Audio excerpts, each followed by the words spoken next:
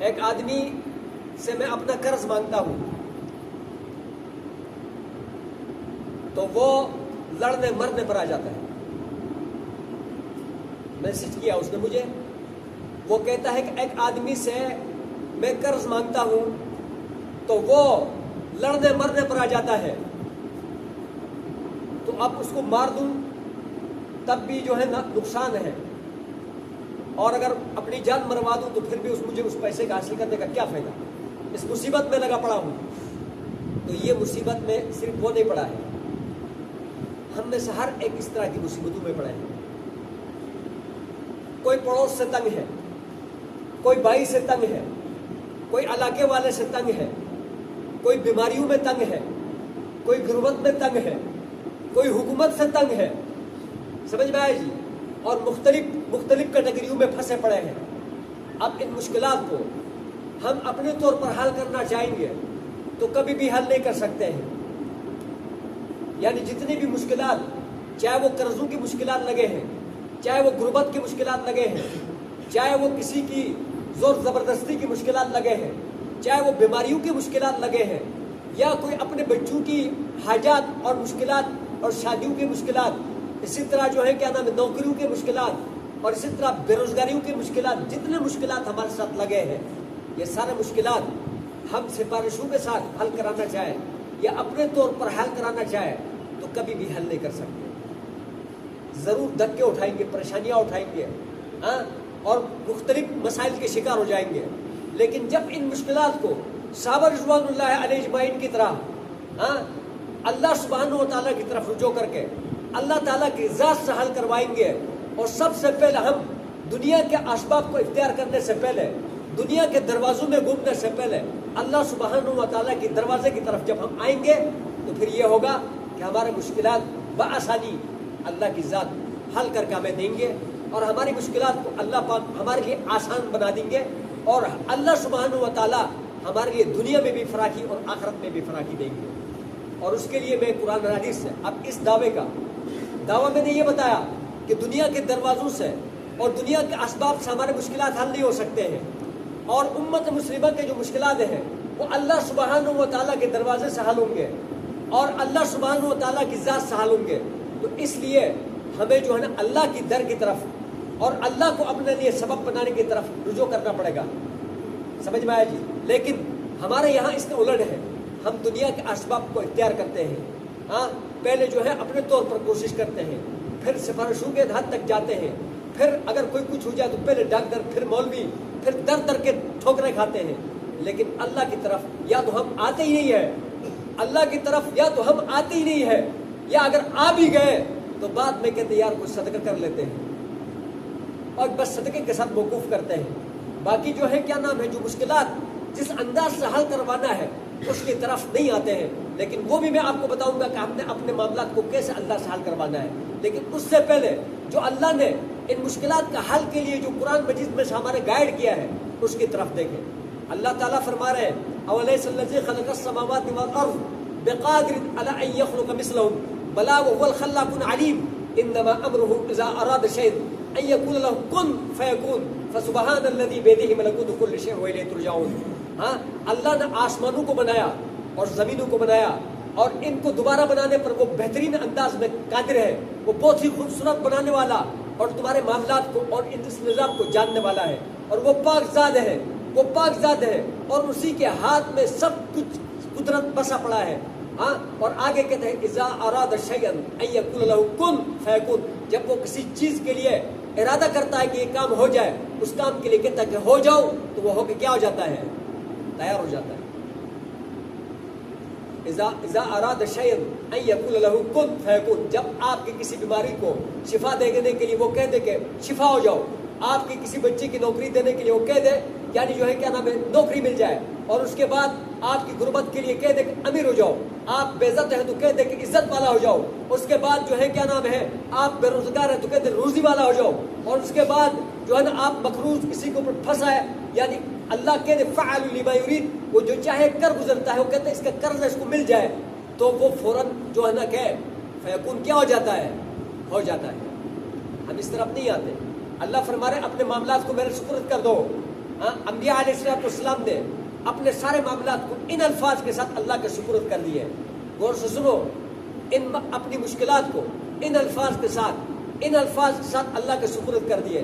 وَأُفَوِّضُ أَمْرِي إِلَى اللَّهِ إِنَّ اللَّهَ بَصِيرٌ بِالْعِبَادِ. میں اپنے معاملات کو، میں اپنے سارے مسائل کو اللہ سبحانہ و تعالیٰ کے حوالے کرتا ہوں، اور اللہ سبحانہ و تعالیٰ سارے بندوں کو اوپر نگہبانی کرنے والے ہیں، ساروں کے اوپر جو ہے نظر رکھنے والے ہیں، اور ساروں سے میری حفاظت کرنے والے ہیں، اور دنیا میں مجھے عزت دینے والے ہیں. اور پھر انبیاء علیہ السلام نے یہ کہا فَدَعَا رَبَّهُ أَنِّي مَغْلُوبٌ فَانْتَصِرْ. یا اللہ اس دنیا کے مقابلے میں اپنے رب کو پکارا کہ میں ہار چکا ہوں، تو میری مدد کر دے. تو اللہ نے فوراً اپنی مدد بھیج دی. سمجھ میں حسبی اللہ لا الہ الا هو علیہ توکلت وهو رب العرش العظیم، کہ میرے لیے اللہ کافی ہے، اور میں نے اسی کے اوپر توکل کیا ہے، وہ میرے لیے کافی بھی ہے، وہ میرا وکیل بھی ہے. ہم تو دنیا کے وکیلوں کے اوپر کی طرف بھاگتے ہیں. کچہری میں پہنچ جاتا ہے، پوچھتے ہیں کہ یہاں کون سا وکیل کا صحیح چلتا ہے، کون سا زیادہ قابل ہے، جو کون سا زیادہ کیسوں کو ڈیل کرتا ہے. تو ہم دنیا کے وکیلوں کو تو اختیار کرتے ہیں اور ان کے پیچھے دوڑتے ہیں، ان کو پیسے بھی دیتے ہیں. لیکن جو ایک حقیقی معنوں میں وکیل ہے، جو حقیقی معنوں میں وکیل ہے، اس کا قرآن مختلف انداز میں اس وکالت کو بتاتا ہے. حسبی اللہ لا الہ الا هو علیہ توکلت وهو رب العرش العظیم ذلک بان اللہ مولی الذین آمنوا وان الکافرین لا مولی لهم حسبنا اللہ نعم الوکیل حسبنا اللہ نعم الوکیل نعم المولا و نعم النصیر. اور میرے لیے اللہ کافی ہے، جو بہترین قسم کا وکیل ہے، اور بہترین قسم کا حمایتی ہے، اور بہترین قسم کا دوست ہے، اور بہترین قسم کا ساتھ دینے والا ہے. سمجھ میں آیا جی؟ تو ان دعاؤں کو ہم نہیں پڑھتے، ہم نے بس دوڑ لگائی ہے دنیا کے اسباب کی طرف. سمجھ میں آیا جی؟ تو جو لوگ مشکلات میں، جو کوئی قرض میں بیمار ہے، پھنسا پڑا ہے، کوئی پڑوس سے تنگ ہے، کوئی علاقے والے سے تنگ ہے، یا کوئی کسی اور معاملے میں پھنسا پڑا ہے کہ اس کی بس نہیں چل رہی، تو ان اسباب کی طرف جانے سے پہلے میں تمہیں 4 وظائف دیتا ہوں. جو لوگوں سے تنگ ہو، جو دنیا سے تنگ ہو، اور اس کے بعد اپنے مشکلات میں پھنسے پڑے ہو، اور ان کے مشکلات حل نہیں ہو رہے ہو، تو میں تمہیں 4 وظائف دیتا ہوں. ان 4 وظائف کو پڑھ لو، انشاءاللہ تمہارے مسائل کو اللہ کی ذات اپنی نگرانی میں، اپنی حفاظت میں، اپنی قدرت سے حل کرے گا. پہلا وظیفہ ہے وَأُفَوِّضُ أَمْرِي إِلَى اللَّهِ. یہ قرآن کی آیت ہے، وَأُفَوِّضُ أَمْرِي إِلَى اللَّهِ إِنَّ اللَّهَ بَصِيرٌ بِالْعِبَادِ. کہ میں اپنے معاملے کو اللہ کے سپرد کرتا ہوں، اور اللہ سبحانہ و تعالیٰ خود اپنے بندوں کی نگرانی کرتے ہیں، نگہبانی کرتے ہیں. ایک وظیفہ. دوسرا وظیفہ فَدَعَا رَبَّهُ أَنِّي مَغْلُوبٌ فَانْتَصِرْ. اس نے اپنے رب کو پکارا اور کہہ دیا کہ میں ہار چکا ہوں، تو میری مدد کر لینا. اور تیسرا وظیفہ حسبی اللہ لا الہ الا هو علیہ توکلت رب العرش العظیم، کہ میرے لیے اللہ کی ذات کافی ہے، اور اسی کے اوپر میں توکل کرتا ہوں. ایک وہ بہت بڑے عرش کے مالک ہے، وہ بہت بڑے عرش کے مالک ہے. اس کے لیے تمہارے چھوٹے چھوٹے مسائل کوئی حیثیت نہیں رکھتے ہیں، لیکن تمہارا اس کی طرف رجوع کرنے کا دیر ہے. سمجھ آیا جی؟ اور تیسرا وظیفہ، چوتھا وظیفہ حسبنا اللہ نعم الوکیل حسبنا اللہ نعم الوکیل نعم المولا و نعم النصیر. ہمارے لیے اللہ کافی ہے، جو بہترین وکیل ہے، اور بہترین دوست ہے، اور بہترین مددگار ہے. سمجھ آئے جی؟ یہ 4 دعائیں ہو گئی. وَأُفَوِّضُ أَمْرِي إِلَى اللَّهِ إِنَّ اللَّهَ بَصِيرٌ بِالْعِبَادِ فَدَعَا رَبَّهُ أَنِّي مَغْلُوبٌ فَانْتَصِرْ. اور تیسرا حسبی اللہ لا الہ الا هو علیہ توکلت رب العرش العظیم. چوتھا حسبنا اللہ نعم الوکیل نعم المولا و نعم النصیر. اور 5واں حدیث میں ہے اللہم انا نجعلک فی نحورہم ونعوذ بک من شرورہم. یا اللہ میں ان کے شرور سے آپ کو پناہ میں ڈال دیتا ہوں. اور ونجعلک فی نحورہم اللہم انا نجعلک فی نحورہم ونعوذ بک من شرورہم. اللہ آپ کو میں ان کی حفاظت میں ڈالنا چاہتا ہوں، اور ان سے میں آپ کی پناہ مانگتا ہوں ان کے شر سے، کہ ان کے شر سے مجھے نقصان نہ پہنچے. تو صحابہ رضوان اللہ علیہ اجمعین اپنی چھوٹی سے چھوٹی چیزوں کو بھی اللہ سبحانہ و تعالیٰ سے حل فرماتے تھے. وہ دنیا کے کسی اسباب کی طرف نہیں جاتے تھے، جب یہاں تک کہ نبی علیہ السلام کے در پر بھی نہیں آتے تھے. جب ان کی کوئی مشکل پڑ جاتا تھا ان کو، تو وہ جب وضو کرتے تھے اور مصلی اٹھاتے تھے، اور مصلی کے اوپر بیٹھ کر 2 رکعت صلاۃ حاجت پڑھ کر اللہ تبارک و تعالیٰ سے اپنے معاملات کو حل کرواتے تھے. ایک صحابی رضی اللہ تعالیٰ عنہ کو اس کے گھر والے بتاتے ہیں کہ ہمارے گھر میں ابھی آٹا ختم ہو گیا ہے، آج بچوں کو کھانے کے لیے نہیں ہے. تو وہ صحابی رضی اللہ تعالیٰ عنہ اور لوٹا اٹھاتے ہیں، مصلا اٹھاتے ہیں، وضو کرتے ہیں، اور کرنے کے بعد جا کر جو ہے 2 رکعت صلاۃ حاجت پڑھتے ہیں. دوسرے کمرے میں جا کر دیکھتے ہیں تو چکی چل رہا ہوتا ہے. کیا چل رہا ہوتا ہے بھائی؟ چکی چل رہا ہوتا ہے، اور وہ آٹا پھینک رہا ہوتا ہے. آٹا اتنا ہوتا ہے سارے برتن بھر لیتے ہیں، اور ان کی ضرورت سے زیادہ ہوتا ہے. آخر وہ صحابی کہتا ہے کہ پتہ نہیں اس کے اندر ہے ہی کیا جو اتنا زیادہ آٹا پھینک رہا ہے. اور پاٹ اٹھا کر دیکھتا ہے تو نیچے ایک دانہ ہوتا ہے، اور وہ لگاتار جو ہے نا وہ اس سے پہلے ایک ہی دانے سے جو نا بہت سارا آٹا پھینک رہا ہوتا تھا.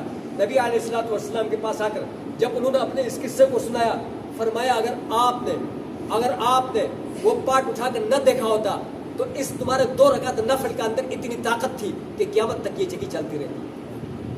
کیا ہوتی بھائی؟ قیامت تک یہ چکی چلتی رہتی. تو ہم نے اپنے معاملات کو اللہ سے نہیں حل کروانا ہے، ہم نے ڈاکٹر کے پاس جانا ہے، مولوی کے پاس جانا ہے، سفارشیوں کے پاس جانا ہے. اور اللہ کے بعد جب تھک جاتے ہیں تو پھر یار صدقہ کر لے، یا یہ پھر لے کے یار کوئی کسی بزرگ سے دعا کروا دے. یار تم سب سے بڑا بزرگ ہے، سارا مومن سب سے بڑا بزرگ ہے. اللہ نے کسی بزرگ سے دعا کرانے کے لیے نہیں کہا ہے پورا قرآن میں، اور کسی حدیث میں کسی بزرگ سے دعا کرانے کے لیے نہیں کہا ہے. پورا قرآن میں اللہ نے یہ نہیں کہا ہے کہ جا کر کسی بزرگ سے دعا کروا دو، کسی مولوی سے دعا کروا دو، اور کسی شخص سے دعا کروا دو. قرآن میں کہیں بھی اللہ نے نہیں کہا ہے. قرآن میں جب بھی اللہ نے مخاطب کیا کہ تمہیں خود مخاطب کیا ہے. اللہ نے قرآن میں مخاطب کیا ہے، تمہیں خود مخاطب کیا ہے، چاہے گناہگار ہو چاہے دیندار ہو. جب وہ مصلی کے اوپر ہاتھ اٹھاتا ہے تو اللہ تبارک و تعالیٰ فوراً ہی قبول کرنے کے لیے اعلان کرتا ہے. وَإِذَا سَأَلَكَ عِبَادِي عَنِّي فَإِنِّي قَرِيبٌ أُجِيبُ دَعْوَةَ الدَّاعِ إِذَا دَعَانِ فَلْيَسْتَجِيبُوا لِي وَلْيُؤْمِنُوا بِي. اور میرے بندے میرے بارے میں پوچھتے تو بتا دینا کہ بہت زیادہ قریب ہوں، بہت زیادہ قریب ہوں، ہر پکارنے والی کی پکار کو قبول کرتا ہوں. لہٰذا مجھ سے مانگے، مجھ سے جو ہے قبول کروا دے اور میری ذات کے اوپر یقین لائے. اور دوسری جگہ میں فرمایا ہے وَقَالَ رَبُّكُمُ ادْعُونِي أَسْتَجِبْ لَكُمْ. وہ اپنے معاملات کو مجھ سے حل کروا دو اور مجھ کو پکار لو. ڈاکٹروں کے پاس جانے میں دیر ہوگا، اور مولویوں کے پاس جانے میں دیر لگ جائے گا، اور دیگر دنیا کے پاس جانے کے لیے دیر ہوگا. لیکن گھر کے چوکھٹ پر کھڑا ہو کر، بستر پہ بیٹھ کر، اور راستے پہ چلتے ہوئے بھی، اور جس مقام پر تم بیٹھے اس مقام پر اپنے ہاتھ یا اپنے دل کی نگاہیں اللہ کی طرف کر دو، اور فوراً تمہاری اس ادھر سے جواب آئے گا کہ میں نے قبول کر لیا ہے.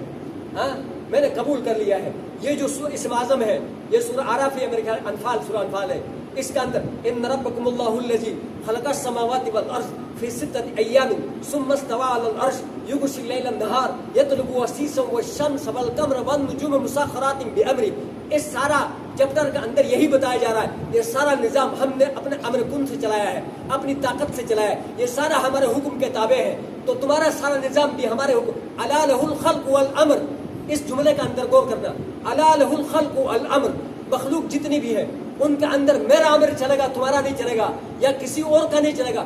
الا لہ الخلق والامر. یہ قرآن کی آیت ہے، یہ جو میں پڑھ رہا ہوں اس کے درمیان میں ہے. الا لہ الخلق والامر. الا لہ الخلق والامر یعنی کائنات کے اندر جتنی مخلوق ہے وہ ساری اس کی محتاج ہے، انہی کے اوپر اس کا امر چلتا ہے. تو جب تم اس کو پکارو گے تو جس کے ساتھ بھی تمہارا معاملہ اٹکا ہے وہ اسی کا آرڈر چلے گا. وہ فاعل لما یرید ہے، جو چاہ کر گزرتا ہے اس معاملے کو تمہارا حل کر کے درست کر کے تمہیں دے گا، اور اس کے علاوہ کوئی اور تمہیں نہیں دے سکتا. اور آگے فرمایا وَادْعُوهُ خَوْفًا وَطَمَعًا. وَادْعُوهُ خَوْفًا وَطَمَعًا. امید اگر کسی چیز کی ہے، نوکری کی امید ہے، شفا کی امید ہے، رزق کی امید ہے، کوئی اور معاملے میں پھنسنے کی امید ہے، تو ساروں کے لیے وَادْعُوهُ خَوْفًا وَطَمَعًا. خوف کی حالت ہے تب بھی اس کو پکارو، امید کی حالت ہے تب بھی اس کو پکارو، اور وظائف کر کے اور نوافل پڑھ کے عبادت کر کے اپنے معاملات اس سے حل کراؤ. اور دنیا میں کوئی تمہارے معاملات حل نہیں کر سکتے ہیں. یہ 20ویں پارے کی شروع میں چیلنج کے ساتھ کہہ دیا ہے اَمَّن يُجِيبُ الْمُضْطَرَّ أَمَّن يُجِيبُ الْمُضْطَرَّ إِذَا دَعَاهُ وَيَكْشِفُ السُّوءَ وَيَجْعَلُكُمْ خُلَفَاءَ الْأَرْضِ أَإِلَٰهٌ مَّعَ اللَّهِ قَلِيلًا مَّا تَذَكَّرُونَ. قلیلاً ما تذکرون. کہ تمہاری جو ہے کیا نام ہے مجبوری کو کوئی دور نہیں کر سکتے، تمہاری بیماری کو کوئی دور نہیں کر سکتے، تمہاری جو ہے یعنی عزت کو تمہیں کوئی نہیں دے سکتے. اور تم اس کو بہت کم یاد کرتے ہو اور دنیا کو تم زیادہ یاد کرتے ہو. اسی کی عبادت کرو، اسی کی یاد کرو تو تمہارے معاملات حل ہو جائیں گے، تمہارے معاملات حل ہو جائیں گے. اس کے علاوہ کوئی قُلِ اللَّهُمَّ مَالِكَ الْمُلْكِ تؤتی الملک من تشاء وتنزع الملک ممن تشاء وتعز من تشاء وتذل من تشاء بیدک الخیر انک علی کل شیء قدیر. اور عزت بھی وہی دیتا ہے, ذلت بھی وہی دیتا ہے, اور اس کے بعد یہ ہے کہ سلطنت بھی وہی دیتا ہے اور سلطنت بھی وہی چھین لیتا ہے. اسی کے ہاتھ میں خیر ہے, خیر. شر نہیں کہا اس نے سورہ نحل میں, بیدک الخیر کہا, انک علی کل شیء قدیر. اس کے ہاتھ میں خیر ہے, وہ چاہتا ہے کہ تمہیں خیر دے, لیکن خیر کو مانگے کون اس سے؟ اس خیر کو اس سے مانگے کون بھائی؟ کون مانگے؟ وہ تو ہم اور دنیا کے پیچھے پھرتے ہیں. لہٰذا آج میں نے آپ کو یہ بتایا کہ اپنی چھوٹی سے چھوٹی چیز بھی, بڑی سے بڑی چیز بھی کس سے مانگنا ہے؟ ساری اونچی آواز میں کہو, کس سے مانگنی ہے؟ اللہ سے. کس سے مانگنی ہے؟ اللہ. اپنی مشکلات کو کس سے حل کرانا ہے؟ اللہ سے حل کرانا ہے. اس کے علاوہ کسی سے حل نہیں کرانا ہے. پیٹ تجک کو واخر دعوانا الحمدللہ رب العالمین.